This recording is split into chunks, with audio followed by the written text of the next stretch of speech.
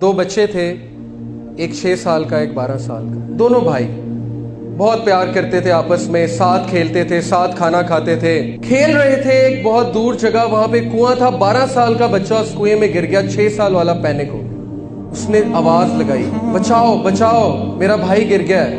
کسی نے نہیں سنا، دور دور تک کوئی نہیں تھا. اسے کچھ نہ سوجھی. وہاں پہ ایک رسی پڑی تھی، اس کے ساتھ جو ہے وہ باسکٹ تھی. اس نے رسی پھینکی، باسکٹ پھینکی، بھائی نے پکڑی. اس نے زور لگانا شروع کیا، لگاتا رہا حتیٰ کہ 12 سال کے بھائی کو باہر نکال دیا. دونوں بہت گلے ملے، بہت روئے، لیکن پھر افسردہ بھی ہوئے. کہتے اتنی زبردست کہانی، سٹوری آف کریج، کون بلیو کرے کہ میں اتنا کمزور 6 سال کے بچے نے 12 سال کے بچے کو کیسے نکال لیا. ہو ول بلیو. گاؤں گئے، جا کر اپنی کہانی سنائی. کہتا ہے کہ سنو گاؤں والوں، میں نے اپنے بھائی کو نکالا. گاؤں والوں نے مذاق اڑایا، نہیں ایسے ہی کہہ رہا ہے. کسی نے یقین نہیں کیا. انہوں نے کہا بیٹے مسٹیک ہے، تو گرا ہوگا، 12 سال والے نے نکالا. ایک بزرگ تھے، انہوں نے یقین کیا. He believed in them. He said میں تم پہ یقین کرتا ہوں. گاؤں والے آگے کہتے کیوں چاچا آپ کیوں بلیو کر رہے ہیں؟ کیسے کیا بتائیں. اس نے کہا بھائی کیسے کیا کیا؟ بتا تو رہا ہے کہ رسی پھینکی، رسی پھینک کے زور لگایا، باہر نکال لیا. کہتے نہیں یہ تو گپ ہے. کیا اس نے کیا، کیسے کیا چاچا؟ کہتا ہے سنو، جب یہ بھائی کو نکال رہا تھا تو دور دور تک اسے کوئی بتانے والا نہیں تھا کہ تو نہیں کر سکتا. حتیٰ کہ یہ خود بھی موجود نہیں تھا. یہ ہے اصل بات.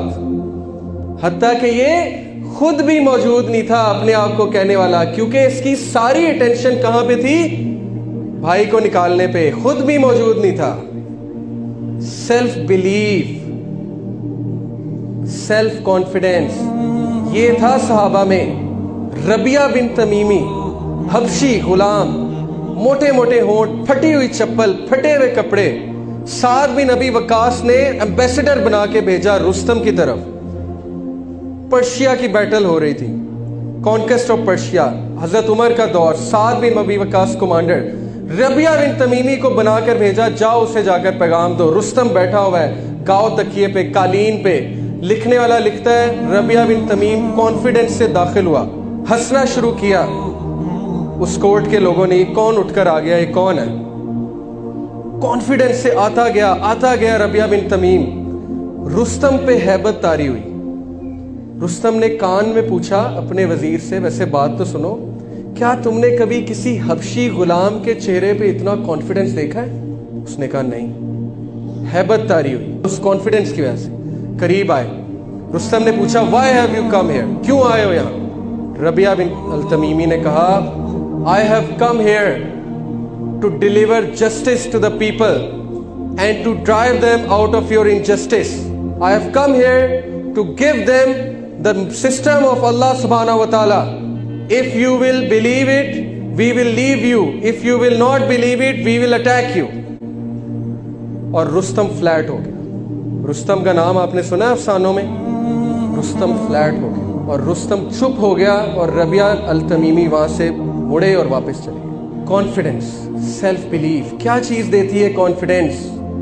یہ آیا کنتم خیر امت اخرجت للناس تأمرون بالمعروف وتنہون عن المنکر. میں نے تمہیں بہترین امت بنایا، خیر امہ بنایا.